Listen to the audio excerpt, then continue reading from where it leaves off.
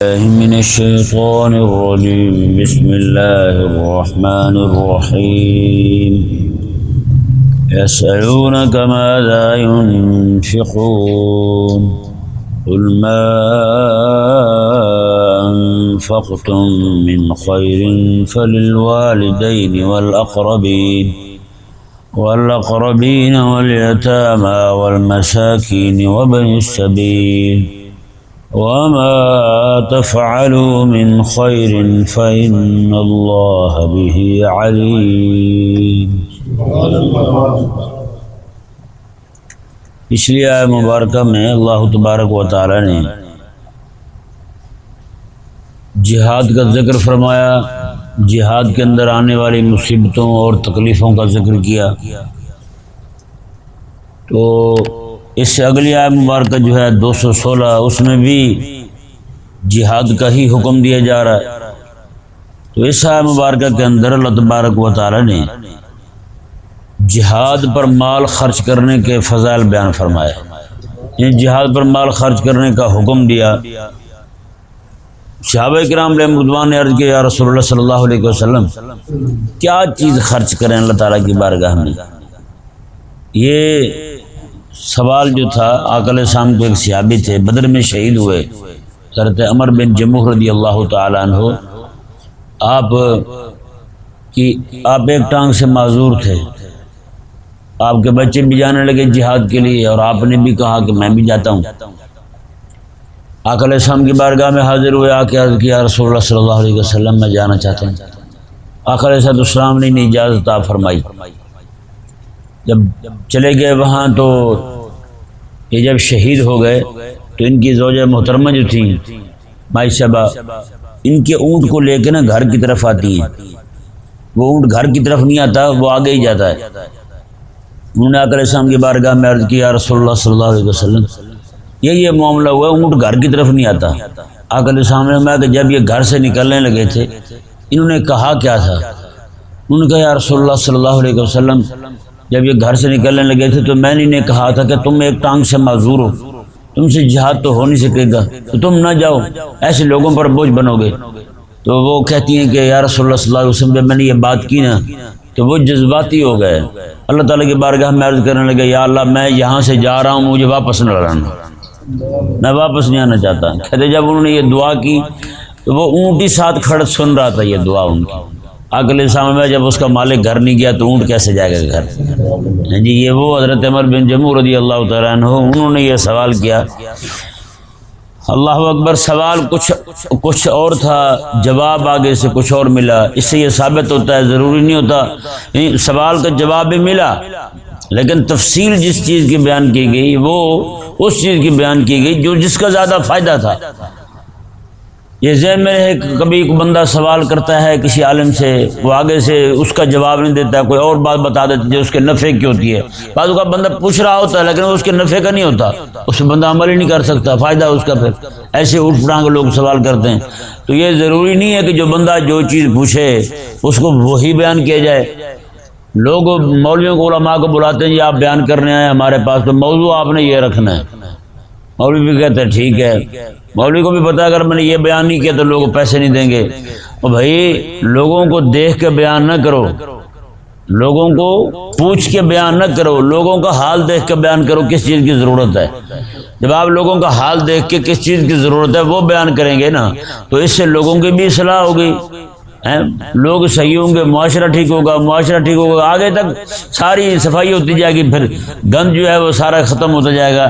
لیکن معاملہ اسی لیے خراب ہوا ہے کہ لوگ موضوع پوچھتے ہیں، مولوی بھی کہتے ہیں کیا موضوع ہو، وہ کہتے ہیں یہ موضوع ہو۔ اب اس موضوع سے بات آگے پیچھے ہو گئی تو وہ لوگوں کو قبول نہیں ہے، وہ تو نہیں یہ کیا بات ہوئی نا بھائی۔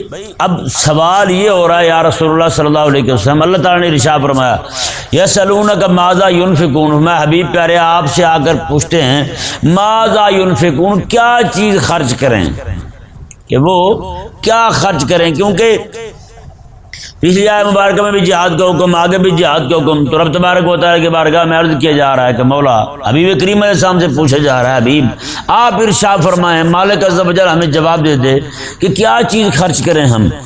کیونکہ اسلحے کی تیاری بھی ہے، مسلمان جو ان کے ہاں قید ہیں ان کو چھڑانا بھی ہے، اور بھی معاملات ہیں، تو ہم خرچ کیا چیز کریں؟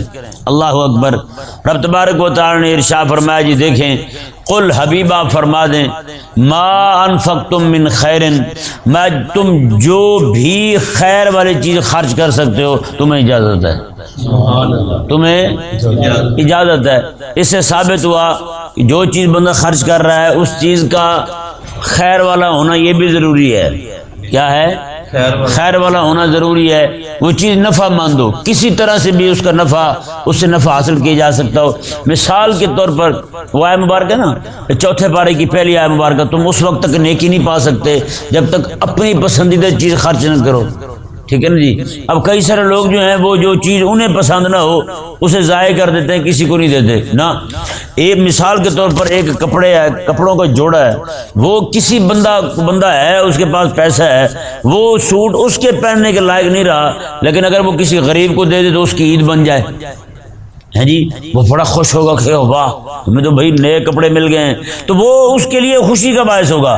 تو یہ ضروری نہیں ہوتا کہ ہر بندے کے دیکھنے کا معیار ایک ہو، ہر بندے کی پسند کا معیار ایک ہو۔ اس نے جناب سال پورا پہن لیا ہے کپڑا، یہ 2 سال پہن لیے، یہ 6 مہینے کپڑے پہن لیے ہیں، اب وہ اس کو لگ رہا ہے کہ کپڑے تبدیل ہونے چاہیے، لیکن وہی لباس جو ہے اس بندے کے لیے عید کا جو ہے نا وہ سما پیدا کر دے گا، جس بندے کے پاس کپڑے پھٹے ہوئے تھے یا کپڑے تھے اس کے پاس وہ بالکل بوسیدہ ہو چکے تھے، ایسے بندے کو وہ کپڑے دے دینا۔ تو رب تبارک و تعالی نے ارشاد فرمایا کہ ہر وہ چیز تم خرچ کر سکتے ہو جس میں خیر ہو، کہ نہیں سمجھ آیا مسئلہ؟ وہ عظیمت والا حکم بھی موجود ہے اپنی جگہ پر کہ وہ نیکی کما حق ہو نیکی، یہ نہیں کہ جو چیز تمہیں پسند نہ ہو، پسند ہونے نہ ہونے سے مراد یہ کوئی چیز گندی ہو جائے، خراب ہو جائے، وہ اٹھا کے دے دی جائے۔ یہ عظیمت والا مقام ہے کہ بندہ وہ چیز دے دے جو اسے پسند ہو، جو اسے پسند ہو وہ چیز رب تبارک و تعالیٰ کے نام پر دے دے۔ حضرت عبداللہ بن عمر رضی اللہ تعالیٰ عنہ، آپ اونٹنی پر سوار جا رہے ہیں، اچانک اونٹنی سے چھلانگ لگاتے ہیں نیچے، اور ایک فقیر کو دیکھا وہاں پہ، کہا کہ یہ اونٹنی لے جاؤ۔ انہوں نے کہا آپ نے سفر پہ جانا ہے، تو آپ نے اونٹنی جو ہے وہ اسے دے دی، آپ آگے کیا کریں گے؟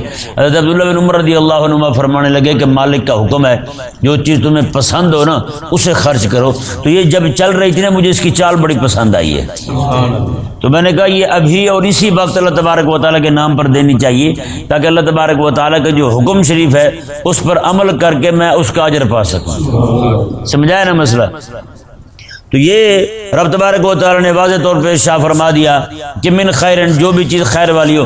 اس سے یہ بھی ضروری ہے کہ جو چیز خرچ کی جا رہی ہے وہ بھی خیر والی ہو، اور جہاں خرچ کیا جا رہا ہے وہ بھی خیر والی ہو، جو خرچ کر رہا ہے وہ بھی خیر والی ہو، جہاں خرچ ہو رہا ہے وہ بھی خیر والی جگہ، دونوں کا خیر والا ہونا ضروری ہے۔ رب تبارک و تعالیٰ نے ارشاد فرمایا فَلِلْوَالِدَيْنِ وَالْأَقْرَبِينَ وَالْيَتَامَى وَالْمَسَاكِينِ وَابْنِ السَّبِيلِ، میں کہ مال خرچ کرو والدین پر اور قریبی رشتہ داروں پر اور یتیموں پر اور مسکینوں پر، وابن السبیل اور مسافروں پر، اور اس مسافر میں مجاہد بھی ہیں اور دین کے طالب علم بھی ہیں۔ بات سمجھ آ گیا مسئلہ؟ مجاہد بھی اس میں شامل ہیں اور طالب علم بھی شامل ہیں۔ اللہ تبارک و تعالی نے پھر مزید توضیح فرمائی اسی بات کی، وما تفعلوا من خیر، تم جو بھی نیکی والا خیر والا کام کرو گے، فإن اللہ بہ علیم، اللہ تبارک و تعالی اسے ضرور جاننے والا ہے۔ مطلب کیا ہے جاننے والا ہے؟ یہاں جاننے والا تو ہے ہی ہے، لیکن یہاں پر اس مقام پر جو اس جملہ کو لایا گیا کہ فإن اللہ بہ علیم، اللہ تعالیٰ اسے جاننے والا ہے، مطلب یہ کہ اللہ تبارک و تعالیٰ اسے اجر اور ثواب عطا فرمائے گا، ہیں جی۔ جیسے کسی قوم کے یا کسی بندوں کے لوگوں کے غلط اعمال کو بیان کیا جائے، میں تم یہی حرکتیں کر رہے ہو، آگے کہا جاتا ہے واللہ علیم بما تعملون، تم جو کچھ کر رہے ہو اللہ تعالیٰ جانتا ہے اسے۔ وہاں مقصد انہیں یہ بتانا نہیں ہے کہ تم جو کچھ کر رہے ہو اللہ تعالیٰ جانتا ہے، بلکہ وہاں پر مقصد انہیں دھمکی دینا ہے، انہیں دھمکانا ہے، انہیں ڈرانا ہے، ان کے اندر خوف پیدا کرنا ہے، تخفیف دلانا ہے انہیں۔ رب تبارک و تعالیٰ نے ارشاد فرمایا، جی دیکھیں آگے ایک انتہائی اہم مسئلہ بیان ہو رہا ہے، میں کہ کتب علیکم القتال وہو کرہ لکم، میں تم پر جہاد فرض کیا گیا ہے، حالانکہ تمہیں جہاد جو ہے وہ بڑا ناپسند لگتا ہے۔ تمہیں کیا ہے؟ ناپسند لگتا ہے، بڑا بھاری لگتا ہے۔ یہاں یہ ذہن میں رہے مسئلہ کہ کراہت جو ہے نا، کراہت ناپسندیدگی، اس کی دو قسمیں، کتنی قسمیں؟ دو قسمیں، ایک ہے کراہت عقلی، ایک ہے کراہت طبعی۔ ایک کیا ہے؟ عقلی ہے، ایک کراہت طبعی ہے۔ کراہت عقلی کہتے ہیں کہ بندہ کسی حکم سے اس لیے نفرت کرے کہ یہ رب کا حکم ہے، اس میں کیا ہے وہ ہیں، اس طرح کر کے نماز ہے تو کیا ہے اس میں ہیں، اٹھک بیٹھک کرنا، نیچے اوپر ہونا، بندہ الٹا ہی ہو جائے، الٹا پڑ رہے، یہ کیا طریقہ ہوا، یہ کوئی انسانی طریقہ نہیں ہے، یہ تو جانور کرتے ہیں، الٹے پڑے ہوتے ہیں، اس طرح کر کے منہ نیچے ہوتا ہے ان کا۔ یہ رب تبارک و تعالیٰ کے احکامات سے اسے جو کچھ کہہ رہا ہے اسے کہیں گے کراہت عقلی ہیں، اپنی عقل کے گھوڑے دوڑا کے رب تبارک و تعالیٰ کے احکامات میں عیب نکال رہا ہے۔ تو ایسا بندہ جو رب تبارک و تعالیٰ کے کسی حکم سے کراہت عقلی کا اظہار کرے، وہ بندہ پکا کافر ہے، وہ بندہ پکا کافر ہے۔ اب رہی کراہت طبعی، کیا؟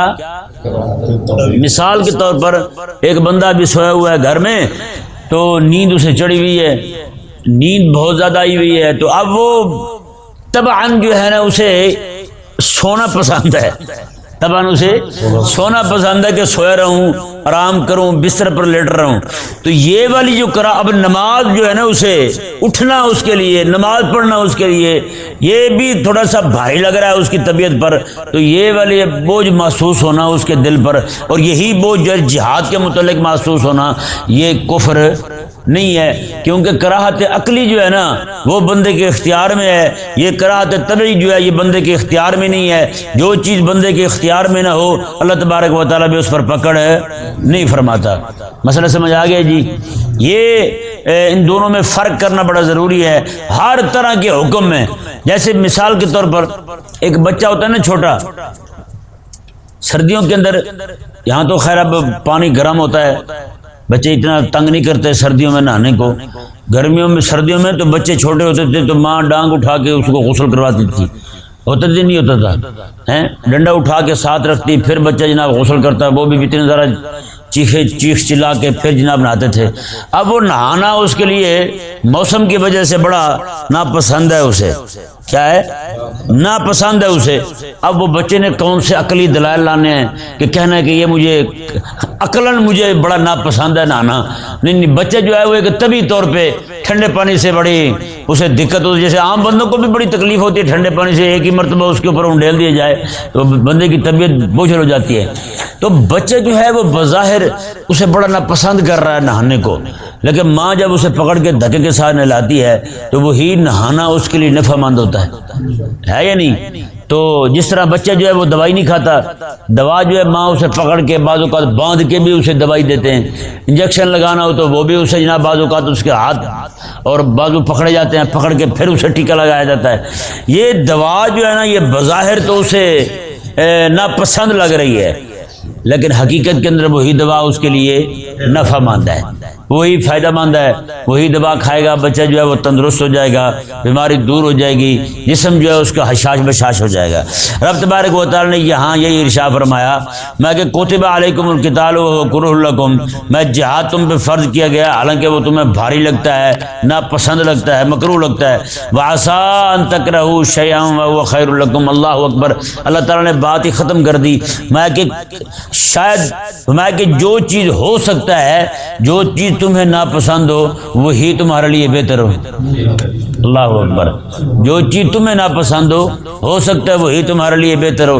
اس طرح کر کے اسی طرح کا مضمون قرآن کریم میں ایک اور جگہ بیان ہوا، میں جب کسی خاتون کو تم ناپسند کر رہے ہو، تمہیں ناپسند ہے، نفرت ہے اس سے، اللہ تعالیٰ نے فرمایا کہ ہو سکتا ہے وہی تمہارے لیے فائدہ مند ہو، آگے جا کر کے اسی سے اللہ تبارک و تعالیٰ تمہیں اولاد عطا فرما دے۔ وہی عورت جو آج تمہارے ساتھ بد مزاج اور بد خلقی کا مظاہرہ کر رہی ہے، کل کو وہی ٹھیک ہو جائے، وہی راہ راست پر آ جائے، رب تبارک و تعالیٰ نے فرمایا وہی تمہاری خادمہ بن جائے، خدمت گزار بن جائے، تو میں پھر تمہیں بعد میں سمجھ آئے گی کہ میں تو اس وقت ایسے جناب جذباتی ہو گیا تھا، ایسے جناب غصے میں آ گیا تھا، وہی میرے لیے نفع مند ثابت ثابت ہوئی ہے، یا کوئی اسے چھوڑ دے کسی اور کو لے آئے، وہ وہاں اولاد ہی پیدا نہ ہو تو پھر کیا کرے گا؟ تو رب تبارک و تعالیٰ نے واضح طور پہ ارشاد فرما دیا میں کہ شاید ہو سکتا ہے تمہیں جو چیز ناپسند ہو وہی تمہارے لیے بہتر ہو۔ یہاں پر یہ فرمایا رب تبارک و تعالیٰ نے جہاد کرنا تمہیں ناپسند لگتا ہے، حالانکہ یہی جہاد تمہارے لیے بہتر ہے۔ کیوں؟ میں اسی جہاد سے تمہارا دین قائم ہوگا، اسی جہاد سے تمہاری دنیا سنورے گی، اسی جہاد سے تمہاری آخرت سنورے گی۔ تم جاؤ گے مار کے آؤ گے کافر کو تو غازی بن کے آؤ گے، وہاں اگر کافر نے تجھے مار لیا تو تم شہید بن کے رب تبارک و تعالیٰ کی جنت کے مالک بن جاؤ گے۔ رب تبارک و تعالیٰ نے میں اس کے اندر اتنے فائدے، ایک بزرگ تھے نا وہ دعا کرتے تھے یا اللہ کافروں کو لمبی زندگی دے، کافروں کو لوگ جو بھی لوگ سنتے وہ ایک دم چونک جاتے کہ کافروں کے لیے لمبی زندگی۔ میں یا تمہیں نہیں پتا یہ بھی رب تبارک و تعالیٰ کی طرف سے ہمارے لیے انعام ہی ہیں۔ انہوں نے کہا جی وہ کیسے؟ کہا کہ انہی کی وجہ سے ہم شہید بنتے ہیں، انہی کی وجہ سے ہم غازی بنتے ہیں۔ کتنی ساری نعمتیں ہمیں رب تبارک و تعالیٰ انہی کی وجہ سے عطا فرماتا ہے۔ تو رب تبارک و تعالیٰ نے ارشاد فرمایا کہ وہ جہاد جو تمہیں ناپسند لگ رہا ہے وہ حقیقت میں تمہارے لیے بہتر ہے۔ وَعَسَىٰ أَن تُحِبُّوا شَيْئًا وَهُوَ شَرٌّ لَكُمْ، میں کہ ہو سکتا ہے جس چیز کو تم پسند کر رہے ہو وہی تمہارے لیے بدتر ہو، وہی تمہارے لیے شر والی ہو۔ یہی رب تبارک و تعالیٰ کی حکمت ہے کہ آخر السلام میں بہت ساری چیزیں بندہ دعا مانگتا ہے اللہ تعالیٰ سے، وہ اس کے لیے بہتر نہیں ہوتی، اللہ تعالیٰ دعا اس کی قبول کر لیتا ہے لیکن وہ چیز دیتا اسے قیامت والے دن جنت میں ہے۔ کیسی بات ہے، قیامت والے دن اسے اجر عطا فرماتا ہے۔ تو یہی رب تعالیٰ نے ارشاد فرمایا کہ بہت ساری چیزیں ممکن ہے کہ تمہیں جو چیز پسند ہو وہ شر لکم، وہی تمہارے لیے شر والی ہو۔ واللہ یعلم وانتم لا تعلمون، اللہ تبارک و تعالیٰ نے فرمایا اللہ تبارک و تعالیٰ خوب جانتا ہے تم نہیں جانتے۔ تو میں نے تمہیں کہہ دیا جہاد کرو تو تم کرو، اسی جہاد کے ساتھ تمہارے دین کا قیام ہے، اسی جہاد کے ساتھ ہی تمہاری ہر چیز قائم ہے، تمہاری عزتیں قائم ہے، تمہارے گھر کی خواتین عزت کے ساتھ بیٹھی ہیں اسی جہاد کی برکت سے۔ اللہ تبارک و تعالیٰ سمجھنے کی توفیق عطا فرمائے۔